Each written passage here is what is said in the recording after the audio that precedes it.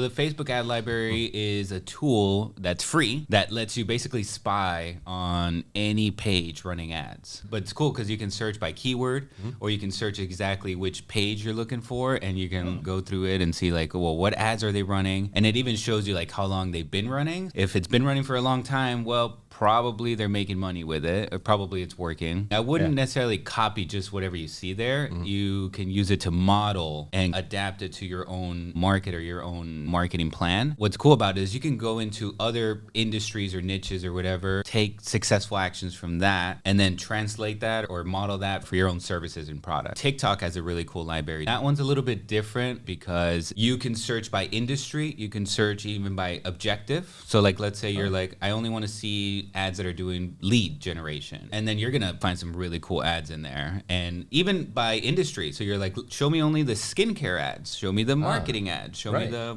whatever, construction.